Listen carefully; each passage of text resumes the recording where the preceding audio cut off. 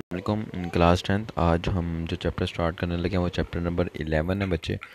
और हमने इसको स्मार्ट सिलेबस के अकॉर्डिंग करना है कि जो जो उनसे टॉपिक्स निकल चुके हैं वो हम नहीं करेंगे और जो हैं वो करेंगे। इसीलिए मैंने आपका जो लास्ट चैप्टर था वो फुल नहीं करवाया क्योंकि उसमें से काफ़ी सारे टॉपिक्स जो हैं वो एक्सक्लूड हो चुके हैं। तो आज है हमारा ऑर्गेनिक कंपाउंड्स। तो आपको पता होना चाहिए कि जो ऑर्गेनिक कंपाउंड्स होते हैं बेसिकली वो कौन से होते हैं। ऐसे कंपाउंड जो किसके मिलके बने होते हैं जिनमें कार्बन और हाइड्रोजन जो होता है वो एसेंशियल पार्ट होते हैं, ज़रूरी होते हैं। ठीक है। तो the compounds of carbon and hydrogen and their derivative जिन्हें आप हाइड्रोकार्बन्स भी बोलते हो, ये सारे के सारे आपके पास होते हैं ऑर्गेनिक कंपाउंड्स। ठीक है। एग्जाम्पल तो आपके पास काफ़ी हैं। जिस तरह मीथेन की एग्जांपल ले लो, ये एक ऑर्गेनिक कंपाउंड है। पेट्रोलियम आपका ऑर्गेनिक कंपाउंड है। बेंजीन आपकी ऑर्गेनिक कंपाउंड है जिसमें से हमें पेट्रोलियम पेट्रोलियम में से हमें बेंजीन भी मिलती है डिस्टिलेशन वगैरह करके। इस तरह से आपका यूरिया भी ऑर्गेनिक कंपाउंड्स है और एट्सेट्रा। तो अब जो ऑर्गेनिक कंपाउंड्स होते हैं ना, इनके डिफरेंट फार्मूलाज होते हैं जिनके जिनकी मदद से हम इनको रिप्रेजेंट कर सकते हैं। ठीक है। वो फार्मूलाज इनके कौन कौन से होते हैं? वो होता है इनका molecular formula. Molecular formula. Number 2 पे हमारे पास आता है स्ट्रक्चरल फार्मूला।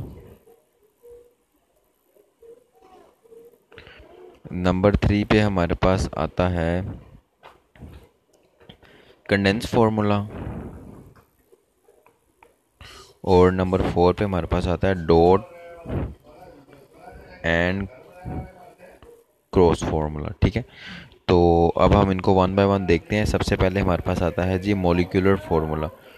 तो जो मोलिकुलर फार्मूला होता है ये आप 9th क्लास में ही पढ़ चुके हैं। जो मोलिकुलर फार्मूला होता है वो एक्चुअली क्या बताता है? Exact number of atom, actual number of atoms के किसी मोलिक्यूल में टोटल नंबर ऑफ एटम्स कितने हैं वो हमें बता रहा होता है मोलिकुलर फार्मूला। जैसे अगर मैं मीथेन की बात करूं तो उसका फार्मूला है CH4।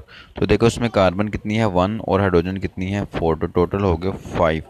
तो हमें मॉलिक्यूलर फार्मूला ने ये बताया कि इसमें नंबर ऑफ एटम्स कितने हैं 5 हैं। अगर मैं ब्यूटेन की बात करूं C4H10, तो आप देखो इसमें कार्बन कितने हैं 4, हाइड्रोजन कितने हैं 10, तो टोटल नंबर ऑफ एटम्स कितने हैं 14।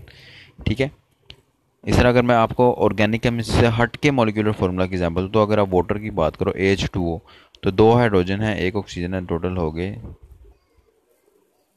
3। ठीक है।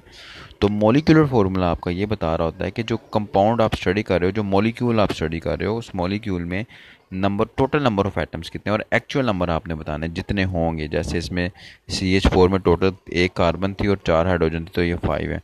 H2O में 2 हाइड्रोजन थी और 1 ऑक्सीजन थी, टोटल कितने हैं 3 है। ठीक है। तो आपका मॉलिक्यूलर फार्मूला एग्जैक्ट और एक्चुअल नंबर ऑफ एटम्स बता रहा होता है किसी मॉलिक्यूल में।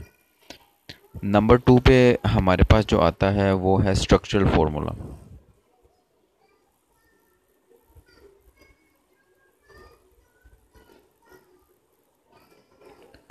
तो इसके नाम से ही आपको थोड़ा सा अंदाज़ा हो जाएगा कि ये क्या बेसिकली बता रहा है, स्ट्रक्चर को बता रहा है। और स्ट्रक्चर से हमारा क्या मतलब होता है? Arrangement of atoms. ठीक है। देखो ना, स्ट्रक्चर अगर आप किसी घर का स्ट्रक्चर बताते हो तो आप बताते हो इसमें ईंटें इस तरह से अरेंज हुई हैं, एक कमरा यहाँ एक कमरा वहाँ है। इसी तरह से जो आपका स्ट्रक्चर फॉर्मूला होता है वो आपको यही बता रहा होता है कि एटम्स की अरेंजमेंट क्या है। तो नंबर 1 आ जाएगा। फिर इस तरह आप घर में बताते हो कि यहाँ पे डबल ईंटों की दीवार है, या सिंगल ईंटों की दीवार है, या ट्रिपल ईंटों की दीवार है।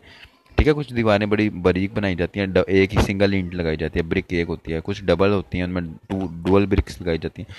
तो इस तरह से ये हमें ये भी बताता है कि सिंगल बॉन्ड है इसमें कंपाउंड में, डबल बॉन्ड है कंपाउंड में, या ट्रिपल बॉन्ड है।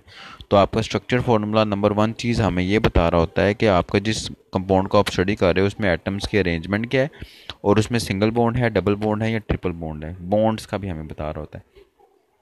एग्जाम्पल देखते हैं। जैसे अगर मैं बात करूँ मिथेन की ही बात करूँ, CH4 की, तो इसका स्ट्रक्चर कैसे ड्रॉ होगा? CH4।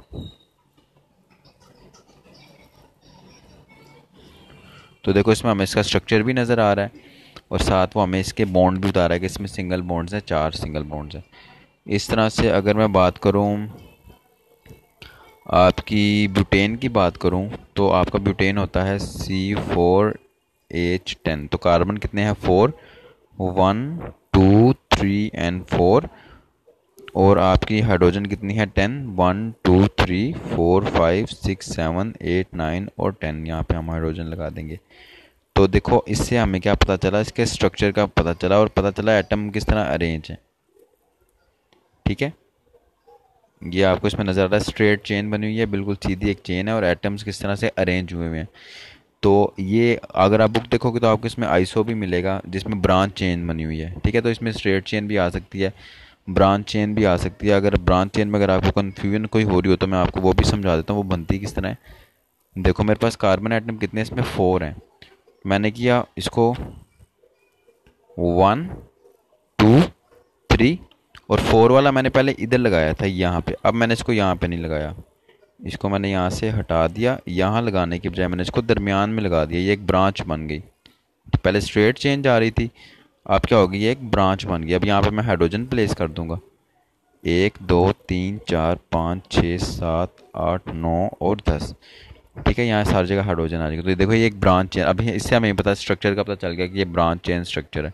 और पहले वाला था हमारा स्ट्रेट चेन स्ट्रक्चर। इसमें आपने एक चीज़ याद रखनी कि कार्बन 4 बॉन्ड बनाती है, 4, क्योंकि कार्बन की वैलेंसी 4 है तो ये अपने साथ 4 बॉन्ड्स ही बनाएगी। तो देखो हम चेक करते हैं, 1 2 3 और 4, 1 2 3 और 4, 1 2 3 और 4, 1 2 3 और 4। तो इस चीज़ का भी आपने स्ट्रक्चर बनाते हुए ध्यान रखना है कि आपने उसकी बॉन्डिंग देखनी।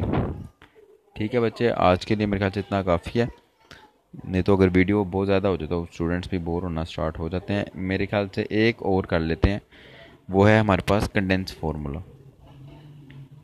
कंडेंस कर लेंगे तो फिर डॉट एंड क्रॉस ही रह जाएगा। मेरे ख्याल से इतना काफ़ी है आज के लिए। तो इसको अच्छी तरह प्रैक्टिस कर लेना, आपकी बुक में काफ़ी एग्जांपल्स हैं, मैं यहाँ पे लिख भी देता हूँ कि आप किन किन के स्ट्रक्चर्स बना कर ट्राई कर सकते हो। आपके पास C3H8 भी है, इसको भी ट्राई कर सकते हो, C4H10 को ट्राई कर सकते हो, C5H12 को ट्राई कर सकते हो, C6H14 को, ये सारे आपके पास हैं। इनके आप स्ट्रेट चेन, ब्रांच चेन, कुछ भी इनके स्ट्रक्चर्स बना के इनको आप ट्राई कर सकते हो। ठीक है, ये प्रैक्टिस के लिए इनको ट्राई करना, फिर कोई मसला हो तो मुझे बताना।